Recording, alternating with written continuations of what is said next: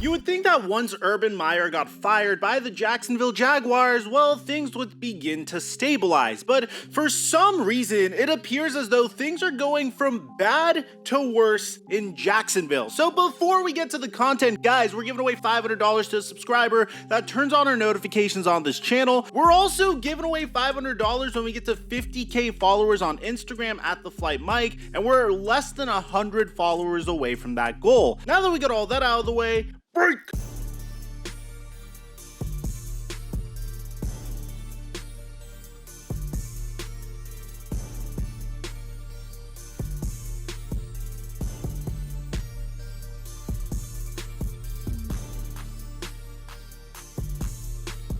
Mic check 1 2 1 2. What's going on, everybody? Guys, I usually tell you that I have tremendous anxiety when it comes to the Jacksonville Jaguars, mainly because we've had 4 transcendent, hyped up, well, even overhyped up quarterback prospects throughout the last 30 years in the NFL, or maybe 40. The first one being John Elway, who completely lived up to the hype, and I guess he saw into his future a little bit when he tried to avoid going ahead to play for the Baltimore Colts, and eventually ended up playing for the Denver Broncos. The second being Peyton Manning, who was also drafted by a franchise that was considered to be an absolute joke of a franchise, the Indianapolis Colts, but he didn't make a big deal out of where he ended up playing his football, and eventually ended up being an absolute Hall of Famer that lived up to the hype of a #1 overall pick. Unfortunately, a little bit over a decade later, when the Indianapolis Colts drafted Andrew Luck, he wasn't so lucky, and the mismanagement of his career resulted in him retiring prematurely. And now we have Trevor Lawrence, and honestly, I feel like with Trevor Lawrence, I have tremendous anxiety because I feel like right before my very eyes, I am watching a team not only fail to develop Trevor Lawrence, but I feel like as a result of the direction this team is going, Trevor Lawrence could very well end up not living up to his expectations, and it's through no fault of his own. I say this time and time again, there is a tremendous amount of luck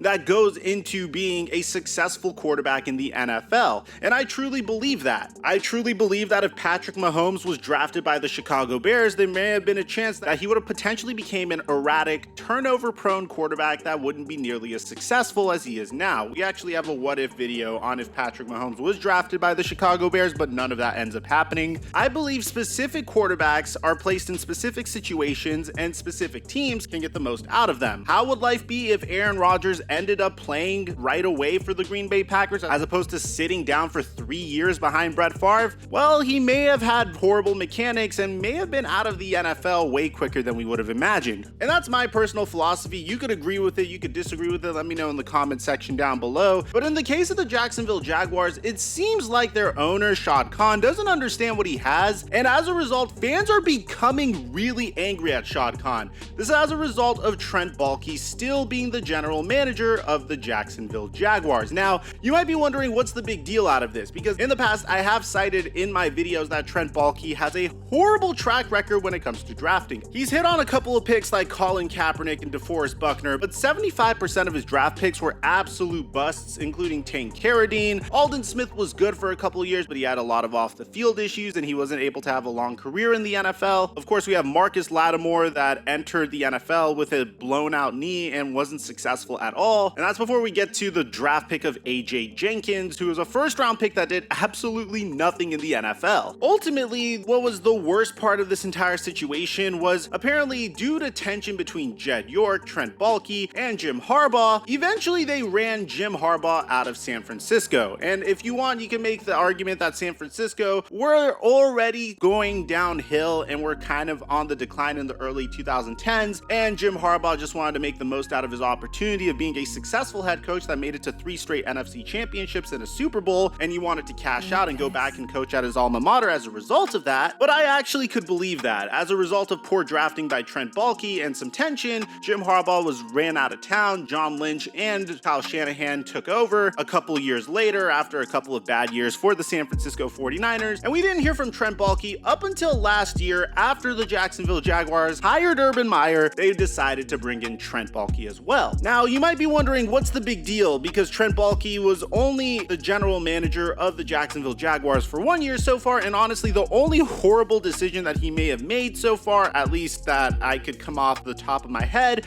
was drafting Travis Etienne with their first round pick after already having a 1,000-yard running back in James Robinson, and maybe he did that just so Trevor Lawrence could be more comfortable. I would have personally taken Tevin Jenkins instead. Well, the bad news here is Trent Baalke finally gets the opportunity to pick his own head coach, and honestly, it doesn't seem to be a great pool of head coaches. So according to Pro Football Network, this was dropped about 2 days ago. Sources have told Pro Football Network that the presence of general manager Trent Baalke is limiting the pool of candidates that are open to the Jacksonville Jaguars. Reportedly, a number of prospective coaches do not want to go to Jacksonville if Baalke remains the GM.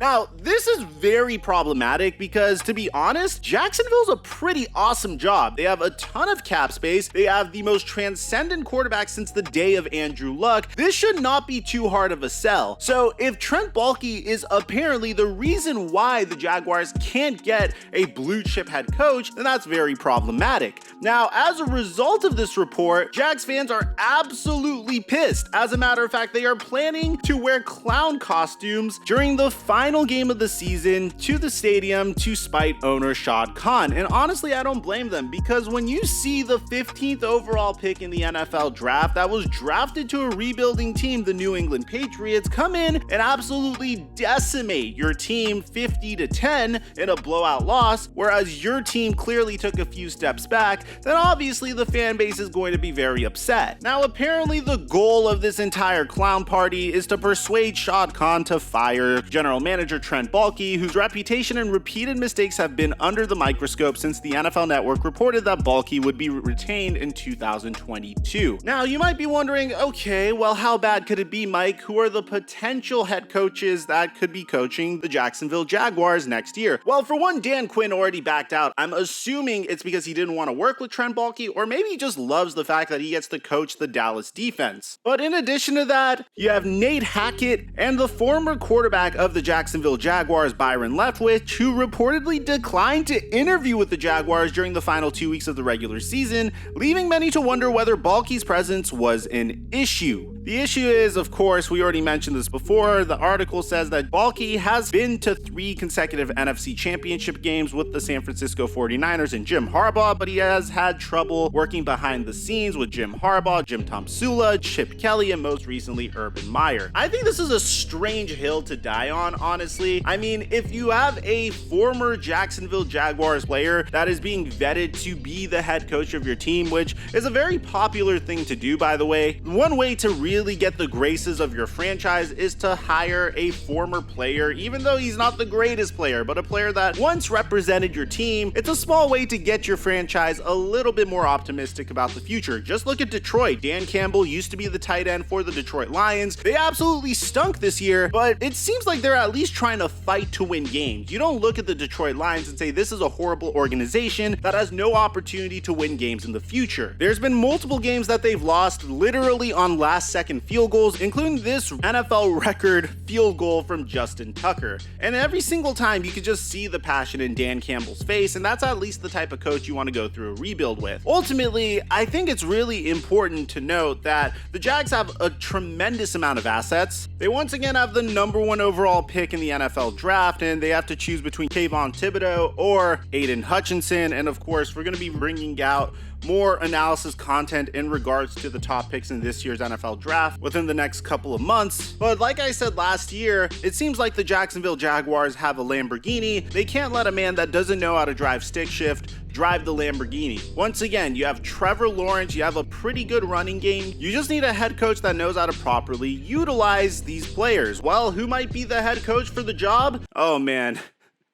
Jags fans, you're not going to like this one bit whatsoever. But it seems like Bill O'Brien is the front runner for the head coaching gig, alongside Kellen Moore and Todd Bowles. They've already conducted 2 interviews with Jim Caldwell and Doug Peterson. Who do I think is the best head coach out of all these for the Jacksonville Jaguars? Well, it's important to note that a lot of people are freaking out about Bill O'Brien as a head coach, and I'm going to go out to say that he's not that bad of a head coach. I know you guys are going to say, oh my god, Mike, he traded DeAndre Hopkins for David Johnson. Well, the the thing that's important to note is that's when Bill O'Brien was given the job as general manager and head coach. And a lot of people aren't successful at being able to do both, except for Bill Belichick for the New England Patriots. And in this case, if you just look at Bill O'Brien's track record, he's had some very impressive seasons with the very tiny amount of talent that he had on the roster. Ian Rappaport said it best. Bill O'Brien went to the playoffs 4 times, in 2018 and 2019. It was with Deshaun Watson. Before that, 2015 with Brian Hoyer, Ryan Mallett, TJ Yates, and Brandon Weeden,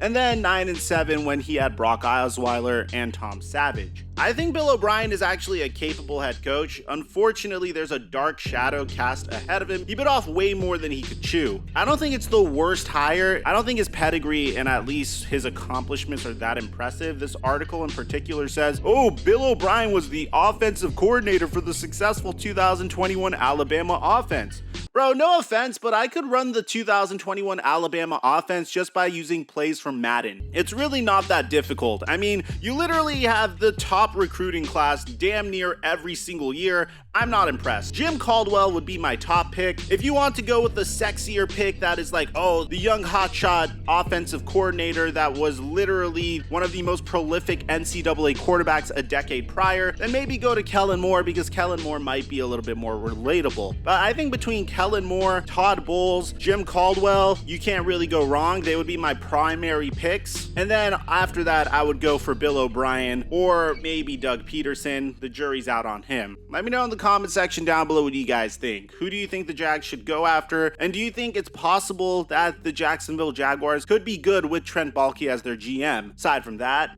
I'm your boy Mike, and I'm dropping our mic until our next upload.